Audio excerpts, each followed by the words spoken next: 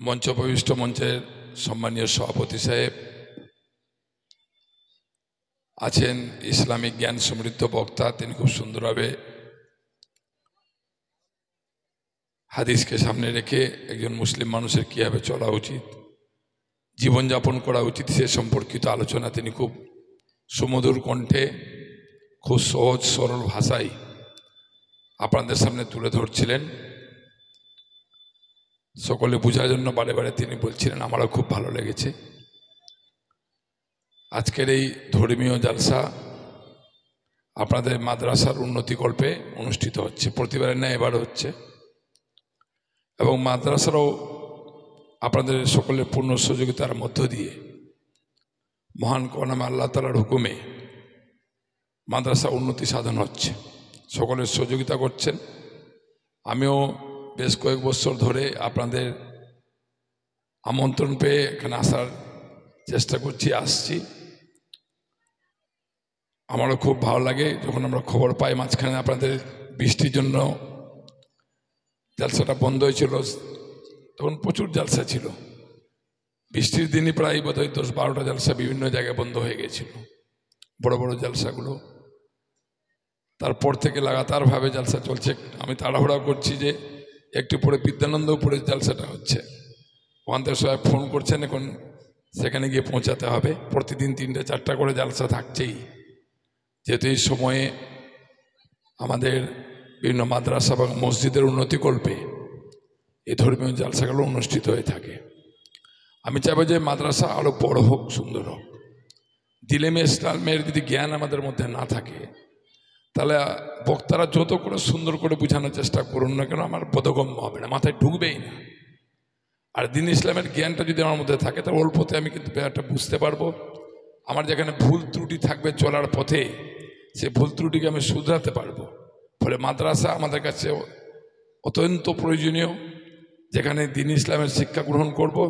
কোরআন হাদিসের আলোকে একজন মানুষ কীভাবে সমাজে প্রতিষ্ঠিত হবেন, সমাজে কীভাবে বসবাস করবেন, সেই ব্যাপারটা আমরা শিক্ষিত হলে, দিন ইসলামিক জ্ঞানে শিক্ষিত হলে জানতে পারব। ফলে আপনাদের মাদ্রাসা আরও বড় হোক, সুন্দর হোক, আমি এই দোয়ায় প্রার্থনায় মহান কর্ম আল্লাহ তাআলার কাছে করব। একটা গুরুত্বপূর্ণ আলোচনা শুরু করেছিলেন আমাদের বক্তা, ওটাকে আমি আরও একটু ব্যাখ্যা করে দিতে চাই। আজকের দিনে সেটা খুবই অপরিহার্য। আপনারা যেহেতু সকলে এখানে উপস্থিত আছেন, আপনার এলাকার বিধায়ক হিসাবে আমার কর্তব্য আপনাদেরকে জানান দেওয়া, আপনাদেরকে বলা। তাই 2-1 মিনিট সময় নিয়ে আপনাদের কাছে আমি সেটাকে উপস্থাপনা করছি যে এসআইআর নিয়ে একটা সমস্যা আমাদের মধ্যে হয়েছে। ভীত সন্ত্রস্ত মানুষ গ্রামের, যারা হয়তো শিক্ষিত কম, তারা কিন্তু খুবই ভয়ের মধ্যে আছেন, আতঙ্কের মধ্যে আছেন। এর কাছে ছুটছেন, ওর কাছে ছুটছেন, কোথায় যাব, কীভাবে বাঁচবো, আমার নাম ভোটার লিস্ট থেকে বাদ পড়ে যাবে, লোকে ভয় দেখাচ্ছে তোর ডিটেনশন ক্যাম্পে নিয়ে চলে যাবে, তোকে বাংলাদেশে পাঠিয়ে দিবে, বাইরে পাঠিয়ে দিবে, এরকম আতঙ্কের মধ্যে ভয় করছেন মানুষ। আর যেভাবে প্রচার করা হচ্ছে, এটা ভয়েরও কারণ আছে। কিন্তু আপনাদের কাছে মৌলানা বলেছেন, আমি আপনাদেরকে অভয় প্রদান করছি, এটা নিয়ে একটু আতঙ্কিত হবেন না, ভীত সন্ত্রস্ত হবেন না, কোনো ভয়ের কারণ নেই। ভয়ের কারণ এই কারণে নেই যে আমরা যারা এখানে মালতীপুর অঞ্চলে বাস করছি, জেলাপাড়া বা মহকুমা লালগঞ্জে, তারা কিন্তু কেউ বাংলাদেশি নয়, একটাও লোক নেই। এরা কিন্তু এখানে কেউ রোহিঙ্গাও নেই, বাইরে থেকে এসে বাস করছে তাও নেই। আমাদের পূর্বপুরুষরা বৎসরের পর বৎসর ধরে এখানে বাস করে। আপনি বাস করছেন, আপনার বাবা বাস করছিল, তার বাবা বাস করছিল, তার বাবা বাস করছিল। অর্থাৎ স্বাভাবিকভাবে আমি হচ্ছি ভারতীয়, আর আমি হচ্ছে ভারতীয় বাঙালি। ফলে আমার নাম বাদ দিব না তো হিম্মত কারণে।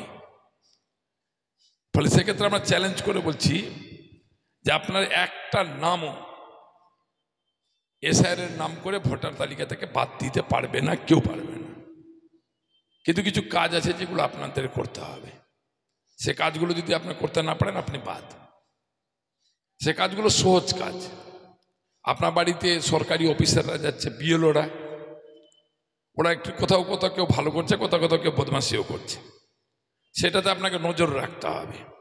আপনার বাড়িতে যে কজন ভোটার আপনি আছেন, নতুন ভোটার না, যেগুলো ভোটার আছেন, তো সেই ভোটারগুলো আপনাদেরকে, তো সেই ভোটারগুলো ফর্ম পড়ে আপনারা সংগ্রহ করবেন, ওনারা ফর্ম দিবেন আপনাদেরকে, সে ফর্মগুলো নিতে হবে। অনেক জায়গায় বিয়ালো একটা ফর্ম দেন, আবার দুটো ফর্ম দেন, সে ফর্মে অনেকগুলো জিনিস লেখা আছে, সেটা ফিল আপ করতে হবে। সেটা ইজি, খুব ফিল আপ করা খুব ভারী ব্যাপার নয়। আপনি না বুঝতে পারলে যারা বুঝতে পারে তার কাছে যাবেন, মানে অর্ধ বুঝা লোকের কাছে যাবেন না, কারণ ওই ফর্মটা দিয়ে এবার ভুল হয়ে যায় অরিজিনাল ফর্মটা, তাহলে কিন্তু আপনি দ্বিতীয় অরিজিনাল ফর্ম কিন্তু আর পাবেন না, ফলে আপনার অটোমেটিকই ভোটার লিস্ট থেকে বাদ পড়ে যাবেন। যার জন্য আপনাকে যে ফর্মটা দেওয়া হবে সেটা আপনি জেরক্স করে নেবেন 2-3 কপি, জেরক্স করে সেই ফর্মটাকে ফিল আপ করবেন প্রথমে খসড়া করে দেখে নেবেন যে ঠিকঠাক আছে কিনা, 2-3 বার মিলাবেন, মিলিয়ে নিয়ে যাদের একটু হাতের লেখা ভালো আছে তাকে দিয়ে ফর্ম ফিল আপটা করে নেবেন অরিজিনালটা। 2টো ফর্ম ফিল আপ হবে, খসড়া বাদ দিয়ে একটা দিয়ে দিবেন বিএলওকে। বিএলও প্রথমে দিয়ে চলে যাবে আপনাকে ফর্মটা, 7 দিন সময় থাকবে, ও ফেরত নিতে আসবে। প্রয়োজন 2 দিনও আসবে আপনার কাছে, আপনার একদিন দেখতে আসবে আপনি রেডি করেছেন কিনা, আবার একদিন আসবে আপনার নিতে শেষের দিন। এরই মধ্যে আপনি ফর্ম পাওয়ার সাথে সাথে আপনি ফিল আপ করবেন কাউকে দিয়ে, এবং ফিল আপ করা ফর্ম একটা বিএলওকে দিবেন, যে অফিসারটা বিডি অফিস থেকে আসছে, বুথ লেভেল অফিসার বলা হয় ওকে, ওর হাতে দিবেন সরকারিভাবে, আর ওর কাছ থেকে আবার সিগনেচার করে ফর্মে নিয়ে নেবেন, যাতে প্রমাণ থাকে আপনার কাছে যে আপনি ফর্মটা জমা দিয়েছিলেন। আর যে দুশ্চিন্তাটা আমাদের থাকে যে নথি, আমার দলিল নাই তো, আমার অমুক নাই তো, আমার বাবার নাম 2002 সালে নাই ইত্যাদি, এই ভয়েও মানুষকে ভীত সন্ত্রস্ত করছে। 2002 সালে আমরা হিসাব করে দেখেছি, ভোটার লিস্ট বের করে, যে প্রায় লোকের 90% লোকের নাম আছেই তার পরিবার বলতে শুধু আপনার বাবার নাম থাকলে, আপনার বাবার নাম থাকলে শুধু নয়, আপনার বাবা যদি নাও থাকে, আপনার যদি পরিবারের একটা লোকের নাম থাকে, তাহলে আপনার একটা পরিবারের লোকের নাম থাকলে আপনি সেখানে বৈধ হয়ে যাচ্ছেন। 2002 সালে ভোটার লিস্টে থাকে, তো মানে আমার বাবার নাম 2002 সালে আমি খুঁজে পাচ্ছি না, আমার দাদার নাম আছে, দাদা মানে বড় ভাইয়ের নাম আছে, বা আমার কাকার নাম আছে, বা আমার দাদুর নাম আছে, তাহলে সেই নামটা থাকলেও কিন্তু সেটা বৈধ হয়ে যাচ্ছে।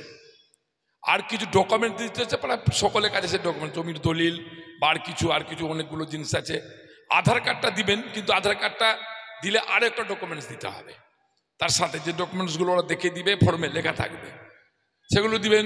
সেখানে কোনো চিন্তার কারণ নাই, নির্ভয়ে সেগুলোকে দিবেন। আপনি ফর্ম ফিল আপ করবেন, আপনার বিধায়ক হিসাবে আপনার কথা দিচ্ছি, ভোটার লিস্টের নাম তোলার দায়িত্ব আমরা নিব, কিন্তু ফর্ম ফিল আপটা আপনারা সুন্দরভাবে করবেন। একটা লোকের নাম বিএলও যদি কেটে দেয়, তার দায়িত্ব আমাদের থাকবে, কিন্তু ফর্ম ফিল আপটা আপনারা সুন্দর করে যদি করতে না পারেন তাহলে অসুবিধা হবে। দ্বিতীয় হচ্ছে যে পরিযায়ী শ্রমিক যারা আছে, বাইরে কাজ করে, বা কেউ তো সৌদি আরবে কাজ করে, কেউ তো দুবাইয়ে কাজ করে, তার ক্ষেত্রে কি হবে সেটা তারা আতঙ্কিত আছেন। তাদের তাড়াতাড়ি ডাকতে হবে, এখনই আসতে হবে, কারো ছুটি নাই, কেউ তো হয়তো ভিসা হয়নি, বা কেউ তো বড়ো কাজে ব্যস্ত আছেন, তাহলে তার তো ফর্ম ফিল আপ বাতিল হয়ে যাবে, তার ফর্ম ফিল আপ বাতিল হবে না। এ কারণে বাতিল হবে না যে ওর ফর্ম ফিল আপটা তার পরিবারের একটা লোক করে দিবে, তার বাবা বা তার মা বা তার দাদা, সে ফর্ম ফিল আপটা করবে, আর তার নিচে সই করার জায়গাতে সে তার নিজে সই করবে, আর সম্পর্কটা লিখে দেবে যে যার ফর্ম ফিল আপ করছি তার ছেলে হলো না, তার মা ওটা না, তার বাবা, সম্পর্কটা লিখে দিবে। কিন্তু এই ফর্মটা জমা হয়ে যাবে ঠিকই, কিন্তু যখন ভেরিফিকেশনটা হবে তখন কিন্তু ওই লোকটাকে লাগবে। আপনি তখন সময় পেয়ে যাবেন 1 মাস হাতে। যদি এখন চলে আসে আর এখন যদি ফর্ম ফিল আপ করে দেন, তাহলে কিন্তু আপনাকে তখন আর লাগবে না, একবার কিন্তু লাগবে। ফর্ম ফিল আপের সময় সশরীরে সই করবে উপস্থিত থেকে, আর যদি সে এখন আসতে না পারে, তাহলে যখন ভেরিফিকেশন হবে আপনি জানতে পারবেন 10 দিন আগে ভেরিফিকেশন কবে হচ্ছে, তাহলে ওই 10 দিনের মধ্যে ওকে হাজির করতে হবে। ফলে পরিযায়ী শ্রমিক যাদের আমাদের আছে, বাইরে কাজ করে বিভিন্ন জায়গায়, সেটা নিয়ে কোনো রকমের ভয়ভীতি করবেন না। আমি এটা এই কারণে বললাম যে আপনাদেরকে জানান দেওয়া উচিত, যে সাথে সবাই আছেন, অনেকে ভয় করছেন, অনেকে ঘাবড়ে যাচ্ছেন, সেই কারণে এই প্রস্তাব আপনার ধর্মীয় জালসার অনুষ্ঠান আছে, এটাও প্রয়োজন। বিশেষ করে ভয় দেখানো হচ্ছে আমাদেরকে আপনাদেরকে ভয় দেখানো হচ্ছে যে আমাদেরই নাম বাদ পড়ে যাবে, আমরা নাকি বহিরাগত, আমরা নাকি বাইরে থেকে এসেছি, বলা হচ্ছে আমরা নাকি অনুপ্রবেশকারী। ফলে সেই ক্ষেত্রে আমরা অনুপ্রবেশকারী নই, আমরা ভারতীয় মানুষ, এটা প্রমাণ করে দিব। আমরা এসআইআর হোক আর যাই হোক, আমাদের নাম ভোটার লিস্টে থাকবে না, আপনাদের সকলের নাম ভোটার লিস্টে থাকবে। এটা আপনাদের জানান দেওয়ার জন্য বললাম, এটা তো তৎপর থাকবেন। আর আজকে আপনাদের জালসা মাহফিলের ধর্মীয় জালসা অনুষ্ঠিত হচ্ছে। আমি গতবার এসেছিলাম, আপনারা আমাকে বলেছিলেন, আপনাদের সকলের দাবি রেখেছেন যে এখানে মাদ্রাসা একটা কমিউনিটি টয়লেট দিতে হবে। আমরা ঘোষণা করেছিলাম এবং সেটা অলরেডি স্যাংশন হয়েছে। একটা ত্রুটি কারণের জন্য আমি ফোন করছিলাম এখন কন্ট্রাক্টরকে, একটা ইঞ্জিনিয়ার একটা অসুবিধা করেছে, তাকে আমি কালকে তাকে বলে দিব 9.5 লক্ষ টাকার বাথরুম, ল্যাট্রিন, এগুলোর যে পানীয় জল একসাথে মার্শাল লাগিয়ে পানীয় জল ট্যাঙ্কি সহ সে ব্যবস্থা আপনাদের করা হয়েছে। কন্ট্রাক্টর রেডি আছে। আমি খুব বেশি হলে 1 মাসের মধ্যে আপনাদের একটা কাজ কয়েকদিনের মধ্যে শুরু করবে, 1 মাসের মধ্যে আপনাদের কমপ্লিট হয়ে যাবে। এবং এখানে ও বালি টালিও ফেলেছে, আমি আশা রাখছি যে সেটা হবেই, কারণ টাকা অলরেডি স্যাংশন হয়েছে, কন্ট্রাক্টর ফাইনাল হয়ে গেছে। যে কথা দিয়েছিলাম আমি কথাটা রাখতে পেরেছি আপনাদের, সেজন্য আমি নিজেকে কৃতজ্ঞ মনে করছি। আর মহান করম আল্লাহ তাআলা আমাদের সবাইকে মাদ্রাসার প্রতি আনুগত্য করবেন, মাদ্রাসার প্রতি যাতে আমরা সবাই এগিয়ে আসি, সাহায্যের হাত বাড়িয়ে দিই। এলাকার মানুষ, আমিও ক্ষুদ্র সামর্থ্য নিয়ে আপনাদের পাশে দাঁড়াবো আপনার বিধায়ক হিসাবে। সবাই ভালো থাকবেন।